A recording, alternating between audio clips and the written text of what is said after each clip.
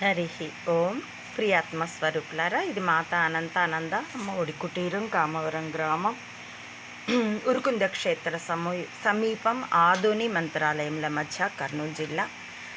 14 ఏళ్ల క్రితం రాసిన ప్యాకింగ్ మారిన బ్రిటిష్ దోపిడీ వ్యాపారమే కార్పొరేటిజం అనే ఉపశీర్షిక. లేబుల్ అయితే భారతీయత మీద ఆర్థిక వాణిజ్య రంగాల ద్వారా కుట్ర అనే లేబుల్లో 10వ పోస్టు. వరుస సంఖ్యలో అయితే 397, దాదాపు 513 పోస్టులు. నా పాప నా భర్త మరణించే వరకు రోజుకొక పోస్ట్ చొప్పున 2.5 సంవత్సరాల పాటు వేసినటువంటివి. దానిలో ఇప్పుడు 2వ భాగం కొనసాగిస్తున్నానండి. ఇంతకు ముందే స్టడ్స్ కంపెనీతో రామోజీరావు, అప్పటి ముఖ్యమంత్రి ఎన్టీ రామారావు లాలూచీ పడితే వ్యాపారం ఇబ్బడి ముబ్బడిగా కంపెనీలకు ఎలా కట్టబెట్టబడుతుందో చెప్పాను. దాంట్లో అదే నేపథ్యంలో ఓ విషయం ప్రస్తావిస్తానని చెప్పాను. అది ఇదే: ఎన్టీఆర్ పుట్టుకతో నటుడు, రాజకీయుడు కాడు. కాబట్టి అప్పుడప్పుడు ఈ రాజకీయ దర్శకుడు నకిలీ కణిక అనువంశీయ గూఢచర్య వ్యవస్థలో కీలక వ్యక్తి, ఈ నేటి తరం వాడు అయిన రామోజీరావు పట్ల అవిధేయత కూడా చూపేవాడు. అలాంటప్పుడు రామోజీరావు ఎన్టీఆర్ని 4 పీకి కూర్చోబెట్టేవాడు. కాకపోతే అవి భౌతిక దెబ్బలు గాక స్ట్రాటజీ పరమైన దెబ్బలై ఉండేవి. అలాంటి దెబ్బల్లో ప్రధానమైనది ఎన్టీఆర్ అంతానికి దారి తీసింది లచ్చింపార్వతి. అయితే దానికి ముందు ఇంకా చాలా సంఘటనలు జరిగాయి.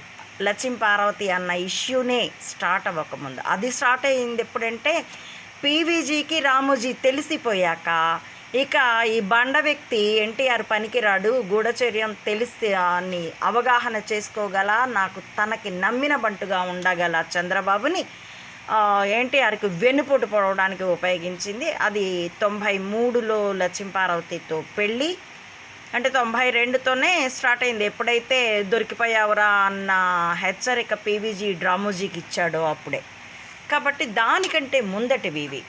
కాబట్టి అలాంటి వాటిల్లో ఒకటి ఏంటిదంటే, ఓసారి ఎన్టీఆర్కి చెందిన రామకృష్ణ స్టూడియోలో మెటడోర్ వ్యాన్లో బస్తాల్లో డబ్బు కట్టలు దొరకడం. అప్పట్లో ఓ రోజు ఉదయాన్నే ఈనాడు తెరిస్తే పేపర్లో పెద్ద అక్షరాల్లో ప్రచురింపబడిన వార్త ఇది. శివాజీ సినిమాలోనూ, బంపర్ ఆఫర్ వంటి సినిమాల్లోనూ చూపినట్టు ఏ ట్రిక్కులు ఎక్కడ ఎలా ప్లే చేశారో కానీ భారీ మొత్తంలో డబ్బు బయటపడి ఫోటోలతో సహా పేపర్కి ఎక్కింది. అచ్చం ఇప్పుడు హరిబాబు అండ్ చంద్రబాబుల 7 కోట్ల మాదిరిగానే. మీరు మర్చిపోయి ఉంటారు, ఎందుకంటే 14 ఏళ్ళు అయింది కదా. అట్లాగే అప్పుడు ఎన్టీఆర్ కూడా ఆ డబ్బు తనది కాదు అన్నాడు. పైకి నవ్వుతూ నాది కాదని ఇంటికెళ్ళి ఏడ్చుకుని ఉంటాడని అప్పట్లో జోకులు కూడా పేలాయి. ఎందుకంటే దానికి ఇంకొక 5-6 ఏళ్ల క్రితం మాగుంట సుబ్బిరామిరెడ్డి అనే నెల్లూరుకు చెందిన సారా వ్యాపారి విమానంలో వస్తూ సూట్ కేసులో కోట్ల రూపాయల డబ్బు పట్టుపడింది. అప్పట్లో కోటి అనుకుంటా. అప్పట్లో కోటి అంటే ఇప్పటికి చాలా ఎక్కువ లెక్క. ఎందుకంటే ఇది ఎప్పుడో ఎన్టీఆర్ కూడా సినిమా రాజకీయ రంగంలోకి రాకముందటి కథ. అతడు బ్లంట్గా అది నాది కాదు, నాకు తెలియదు అనేసి విమానం దిగి వచ్చేసాడు. అప్పట్లో చాలామంది చాలా రకాలుగా ఊరినాయనో కోటి తనవి కావని వచ్చేసాడే అని కొందరంటే, అలా కాదని కౌపినం పడి నాది అంటే ఇంకా చాలా కోట్లు పోతాయి, అందుకని నోరు మూసుకొని వచ్చాడని కొందరు చాలా చర్చలు చేశారు. అలా పైకి నవ్వుతూ నాది కాదని ఇంటికెళ్ళి ఏడ్చుకుంటూ ఉంటారు.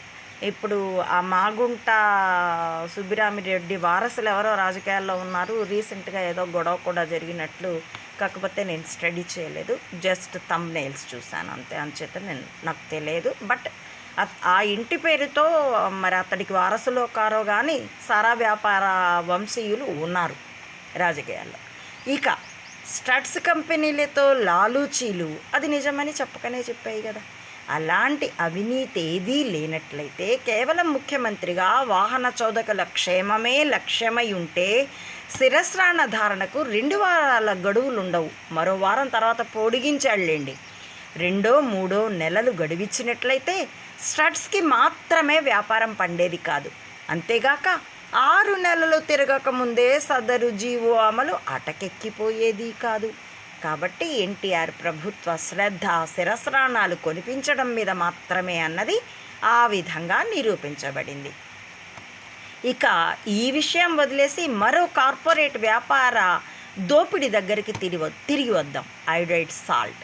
అయోడిన్ లోపం వలన థైరాయిడ్ సమస్యలు వస్తాయి కాబట్టి ఉప్పులో అయోడిన్ కలిపి అమ్మాలని, అన అయోడైడ్ ఉప్పు అమ్మరాదని ప్రభుత్వం రూల్ పాస్ చేసింది. అప్పటి వరకు ఉప్పు పండించే రైతుల వ్యాపార అవకాశాలు స్వేచ్ఛగా ఉండేవి. ఉప్పు అమ్ముకునే సాధారణ కుటుంబాలు ఎన్నో బ్రతికేవి. దెబ్బతో ఉప్పు రైతుల మార్కెట్ అవకాశాలు కేవలం కార్పొరేట్ కంపెనీలకి పరిమితమయ్యాయి. ఇప్పుడు ఏకంగా ఉప్పు పొలాలు కార్పొరేట్ చేతుల్లోకి వెళ్ళిపోయాయేమో నాకు తెలియదు. బండి మీద పోసుకొని ఉప్పమ్మో అంటూ వచ్చే వారి ఉపాధి అవకాశాలు పోయాయి. కార్పొరేట్ కంపెనీలు అన్నపూర్ణ, బిర్లా కుటుంబాల వారివి. టాటా, కెప్టెన్ కుక్, ప్రియా, గట్రాలు మార్కెట్లోకి వచ్చాయి. దైనందిన ఆహారంలో ఉప్పు తప్పనిసరి గనక వ్యాపారం భారీ మొత్తంలో ఉంటుంది. చౌక ధరల దుకాణాలలో ఇదే అయోడైడ్ ఉప్పు 4-5 రూపాయలకు అమ్మేవారు. ఇప్పుడు అది అమ్మటం లేదు. ఒకప్పుడు బ్రిటిష్ ప్రభుత్వం ఉప్పు మీద పన్ను వేసినందుకు గాంధీ, ఇప్పుడైతే గాండు అంటున్నారులేండి, ఆయన్ని నీచాత్ముడు అంటున్నారు, అప్పట్లో అయితే మహాత్ముడు, అతడి నాయకత్వంలో ప్రజలు గర్జించారు, ప్రభుత్వాన్ని గడగడలాడించారు. పిడికెడు ఉప్పు స్వాతంత్రాన్ని తెచ్చి పెడుతుందంటే నవ్విన బ్రిటిష్ వాళ్ళు దండి సత్యాగ్రహానికి కదిలిన దండుని చూసి దడుచుకున్నారు. ఇప్పట్లాగా మాటల వీరులు కాదు కదా నాయకులు, ఇప్పుడు మాటల వీరులే. హిందూ సంస్థల నాయకులన్న వాళ్ళు కొలగజ్జితో కొట్టుకుంటున్నారని విన్నాను, డబ్బు సంపాదనలో పోటీ పడుతున్నారని విన్నాను. ఎవ్వరికీ ప్రజల్ని నడిపించేటంత హృదయం మాత్రం లేదు. హృదయం నుండి స్పందన ఉంటేనే జనవాహిని హృదయాలని సోకుతుంది. కాబట్టి అందుకే కేజ్రీవాల్ని నిలబెట్టడానికి అన్నా హజారాలని రెండోసారికి అతడు వెళ్ళిపోయినాడు ఇంటికి. ఎందుకంటే మోసం బయటపడింది కాబట్టి. దూబగుంట్ల రోషమ్మల్ని ముందు పెట్టుకుంటాడు నకిలీ కణికుడు. అలాగే ఆనాడు మోహన్ దాస్ గాంధీని ముందు పెట్టుకొని ఉంటే ఏమో, ఎందుకంటే ప్రతిదీ అనుమానించవలసిన స్థితిలోనే ఉన్నాం. ఇక అప్పటి దండి యాత్ర స్వాతంత్ర సమర చరిత్రలోనే అపూర్వమైనది, స్ఫూర్తిదాయకమైనది. అలాంటి భారతదేశంలో ప్రస్తుత ప్రభుత్వాలు ఆనాటి బ్రిటిష్ ప్రభుత్వం కంటే హేయంగా ఉన్నాయి. ఆనాటి భారతీయులతో పోలిస్తే ఈనాటి భారతీయులు దోపిడీని మామూలుగా ఒప్పుకునేంత తామసంతో ఉన్నారు. ఏం చేస్తాం, ఏమీ చేయలేమనడం, ఇది కలియుగం అని పోరాడే వాళ్ళని కూడా వెనక్కి లాగాలనుకోవడం. దానికి తోడు కార్పొరేట్ కంపెనీలు తమ వాణిజ్య ప్రకటనలతో ప్రజలకు ఎన్ని మాయామోహాలు మోజులు కల్పిస్తాయంటే, సదరు కార్పొరేట్ ఉప్పులు తింటే పిల్లలకి జ్ఞాపక శక్తి అమాంతం పెరిగిపోతుందని టక్కున ఐఏఎస్ అధికారులైపోతారని అన్నంతగా. దీనికి కొసమెరుపు ఏమిటంటే, 2 ఏళ్ల క్రితం అమెరికాలో నిపుణుల బృందం అయోడిన్ ఉప్పు వాడకానికి గతంలో చెప్పిన ఆరోగ్య ప్రయోజనాలకి సంబంధం లేదని తేల్చారు. పైగా తమ వ్యాపారం కోసం శాస్త్రవేత్తల్ని, ప్రభుత్వాల్ని కూడా ఈ రకమైన ఆర్థిక నివేదికలు ఇవ్వాల్సిందిగా, ప్రకటించాల్సిందిగా కార్పొరేట్ కంపెనీలు ప్రభావపరిచాయని ముక్తాయించారు.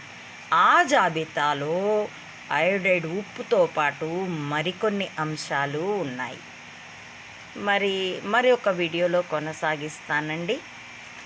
నచ్చితే మీ విశ్లేషణకి కూడాను లాజిక్ సరిపోయిందనిపిస్తే ఓరల్ పాంప్లెట్గా 10 మందికి ప్రచారించవలసిందిగా అర్థిస్తూ వీడియో వీక్షించినందుకు కృతజ్ఞతలు అర్పిస్తూ హరి ఓం.